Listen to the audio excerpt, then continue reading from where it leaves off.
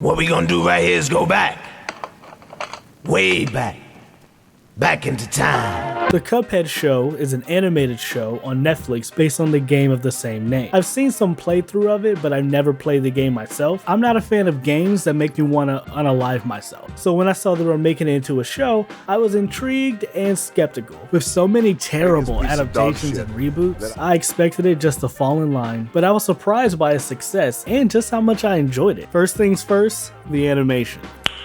Nice. The animation is gorgeous. I love the 1930s aesthetic. I didn't watch a lot of cartoons from that era. I only remember watching Bimbo shorts on YouTube and Popeye when they would air episodes on Boomerang. Also, have any of you seen the live action Popeyes movie with Robin Williams?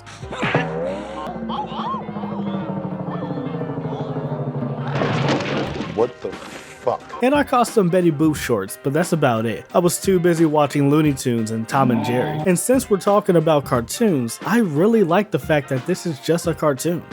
No fucking shit. It feels like I haven't seen a regular cartoon show in years, especially on Netflix. Adventure Time, BoJack Horseman, Gravity Falls, Steven Universe, Rick and Morty, Owl House, Regular Show. All of them have either overarching plots, hidden lore, philosophical questions, political statements. They all kind of feel the same in that regard. They have more substance and depth. And I'm not saying any of this is a bad thing. I love all these shows. Well, except Steven Universe. That's kind of like an indifference. It's not even that great.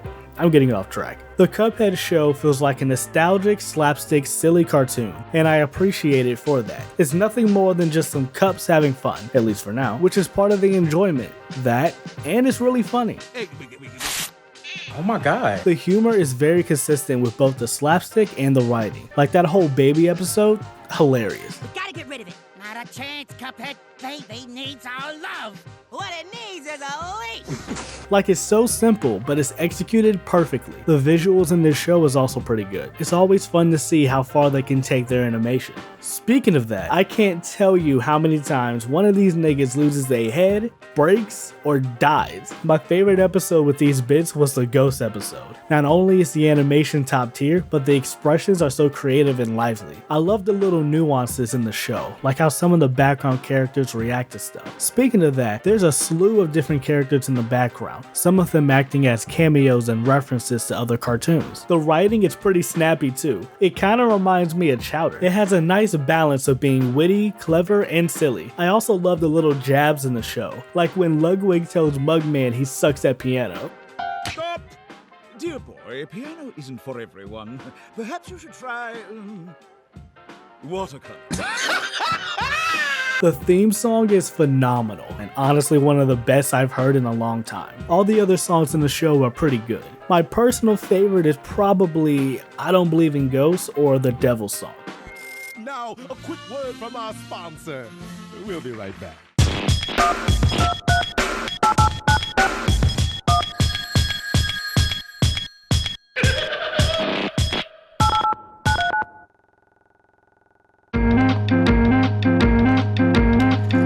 Cuphead, voiced by True Valentino. Cuphead is great. The homie just says and does whatever he wants. He reminds me a lot of Bugs Bunny in that respect. You got a tight little man pussy on you, don't you? Oh, it stinks. And like Bugs, he can be a real menace sometimes. Like the episode when he was strapping rockets to everything. Like, I was genuinely getting frustrated throughout the episode. Like, my guy, all you have to do is chop some wood. Not everything is a damn game. He's also not the smartest cup in the cupboard. Like, you don't know Twinkle Twinkle Little Star when you hear it? Sprinkle, sprinkle, Mr. Car? Sprinkle, sprinkle, Mr. Car! One thing I like about Cuphead is his relationship with Mugman. It's one of my favorite aspects of the show, to be honest. He's constantly dragging him into his shenanigans, but he always has his back. Most of the time. Mugman, voiced by Frank Todaro. Mugman is my favorite character and the realest nigga on the show. He acts as the voice of reason, being very cautious and hesitant. For good reason. Cuphead just be doing stuff, like the literal devil ain't coming for that ass. But he can be very brave and clever. He navigated all through Mount Eruptus with no problem, and it was his plan that got him out of prison. Not to mention, he saved Cuphead from losing his soul from the soul ball machine. And homie is undefeated against the devil. He's also one one of the funniest characters in the show. My favorite episode is the Ice Cream Man, of course. All my nigga wanted was some damn peace and quiet. That's a good one. Having said that, he can be a little whiny. I wanna go home. I'm too soft for prison. Come over here and kiss me on my hot mouth. I'm feeling romantical. He can also come across as hella pretentious. I mean, just look at how this nigga eats candy. He also has some petty moments on some Gambino type shit. Like the episode where they got lost in the woods, Cuphead asking for help and he hit him with the, I ain't too worried about it. That was savage. But no matter what happens, Mugman always got his brother's back. I mean, homie made an impenetrable invisible sweater, literally made out of brotherly love. Like, what's deeper than that?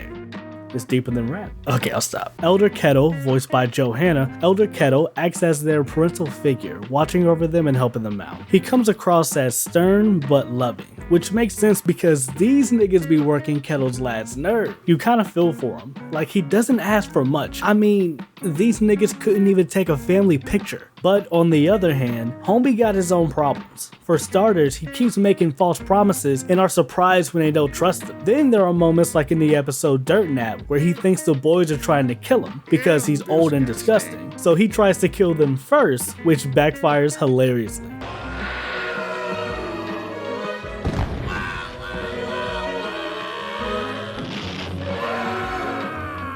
Despite this, he cares for the boys, and even had their back in a couple episodes. Alright, real quick, I want to talk about my favorite villains. One of them being King Dice. I knew from the moment he came in doing Cab Calloway's Buzz Dance, he was gonna be a favorite. Also, let me take this moment to say how important Cab Calloway was to animation with rotoscoping.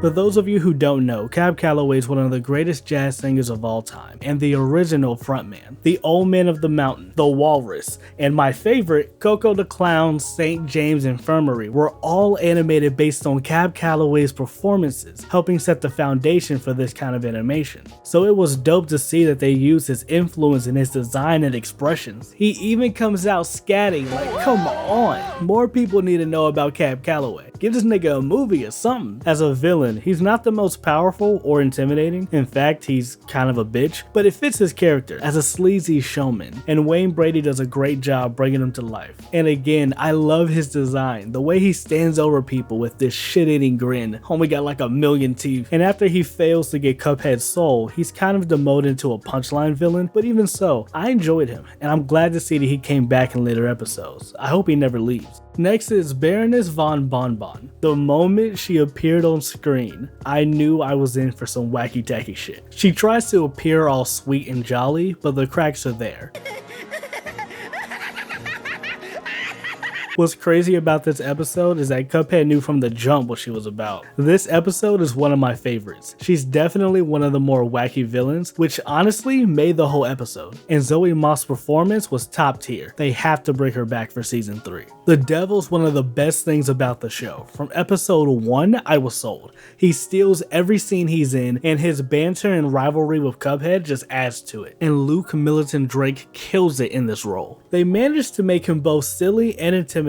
Well, as intimidating as a kid show can be. It's not on the level of Aku, but still respectable. One of my favorite episodes is Sweater Luck Next Time. I think it encapsulates the relationship between them really well. And the pure shock and anger when he finds out that Cuphead isn't wearing his sweater, hilarious. I also love the B plot with Stickler nagging him about his loss. Yo, this man hates Cuphead with a burning passion, and it's 100% warranted. This man is getting outplayed by a cup. That's like getting tossed up by a baby. Better yet, that's like losing a race to a vegetable. And what's crazy is he's owed this soul. Like his soul belongs to him. He's just coming to collect. Just pay him what you owe him. Don't act like you forgot. I'm genuinely curious to see how far they're gonna take this. I mean, homie can't run forever.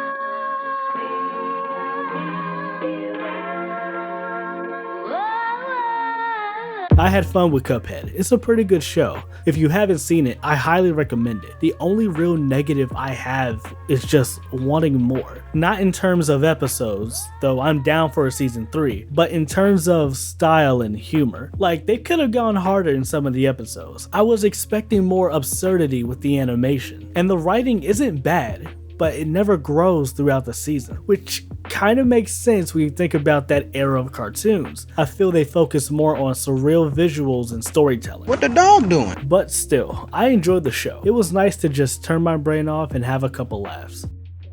But you don't have to take my word for it.